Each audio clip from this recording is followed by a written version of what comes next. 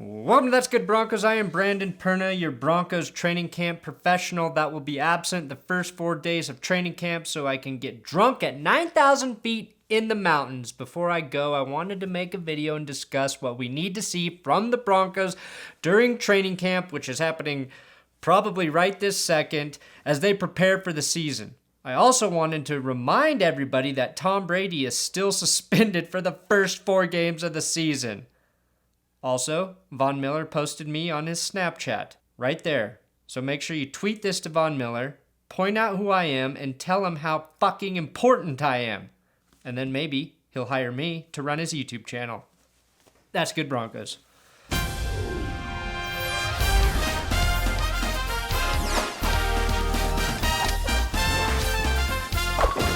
The craziest part about this year's training camp is that we have to officially end an era in Denver that led to a Super Bowl victory. This player became the face of the Broncos as soon as he arrived. And even though he left months ago, this is really the first time we will feel his absence. I am, of course, talking about the legendary Evan Mathis. He may have only been here 1 year, but it felt like 4. It felt like he was the quarterback and leader of that offense. How many other players get to say, I showed up and we won a Super Bowl, then I left for a shit ton of money in Arizona? The answer is none. Evan Mathis, you will be missed. Peyton Manning will also be gone, and some people believe he was actually the staple of the team and not Evan Mathis. Either way, the Broncos have major questions at quarterback and the offensive line. The quarterback battle will be discussed so frequently over the next couple weeks that you are going to hate hearing the words Sanchez, Siemian, and Lynch. Just like I hate hearing the words, after careful consideration, we've decided you are not qualified for this job. Fuck you, Starbucks. Since I won't be here the first couple days, I'll just go ahead and tell you how the quarterback competition will play out. Gary Kubaik will say something like this: all guys are getting reps in and each one is doing some things well. Mark Sanchez looked pretty good today, but you'd expect that from a veteran. Trevor Siemian had his moments and may have the most arm talent. Paxton Lynch shows a lot of promise for a rookie. He's starting to grasp the system, but has a very long way to go. Boom, covered exactly what you're going to hear about the quarterbacks. Unless, of course, one of them suffers an injury. A terrible, terrible injury.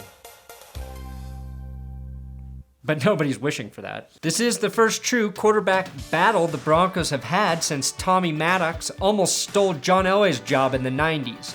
The other hunk of clay that needs to be molded is the offensive line, unlike Packers linebacker Clay Matthews, who's already perfectly molded. There's a lot of optimism about this line being better. That optimism is not felt here in That's Good Sports Studios. Besides the fact that Max Garcia, Matt Paradis, Ty Sambrailo, and Michael Schofield will have a year of experience in the Kubiak system under their belt, I don't know how anyone can confidently say this group will definitely be better. I have hope that they will, but this is still my biggest area of concern, especially when you factor in that they will be protecting either Mark Sanchez or essentially a rookie. I'm only confident about Paradis and Garcia. Max Garcia is good in run blocking situations, but was well below average in pass protection last season. He will be replacing Evan Mathis, who according to Pro Football Focus was the best run blocking guard in the NFL and 3rd overall when factoring his performance in as a run and pass protector. Garcia could be very good this season, but I cannot sit here and say that he is an upgrade over Evan Mathis. I hope he proves me wrong. Russell Okung and Donald Stevenson will presumably lock down the edges at the tackle positions. If Okung stays healthy, he'll be a significant upgrade at left tackle, but that is a big fucking if.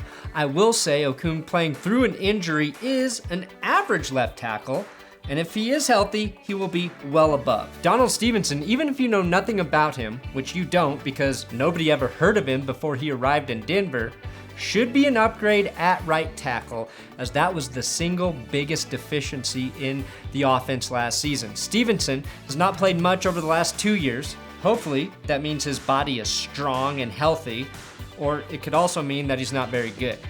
That leaves us with the right guard position.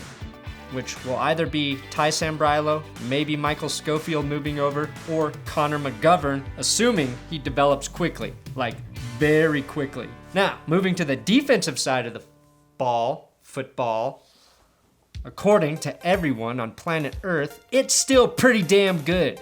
Inside linebacker and right defensive end are the two positions up for grabs with the departures of Danny Trevathan and Malik Jackson. So, we'll be keeping a close eye on those position battles. Right now, my money's on Todd Davis at the linebacker spot to play next to Brandon Marshall, and Jared Crick in rotation with John Whothehellever to fill in at the spot vacated by Malik Jackson. There's also going to be a position battle for who's going to be filling in the depth at the safety position. I was at that TJ Ward charity golf tournament, and Will Parks was there, one of the Broncos draft picks, and he seemed to be making very good friends with the guys on that team. So based on friendship, I would say he's a shoo-in to do it. And that is my current training camp preview prediction, non-prediction episode. There could be a fierce battle at the punter spot, but I am personally pulling for Colquitt since he took the time to talk to me at the Super Bowl. Sorry, new guy. Thanks for watching That's Good Broncos. Make sure you subscribe here to my channel, That's Good Sports. Give me a follow on Twitter at Brandon Perna, and remember, it is about to start. I am going to be covering the crap out of the Broncos. I'm also over at BSN Denver, and my videos are on Mile High Report, so check me out all over the world, worldwide. The fuck?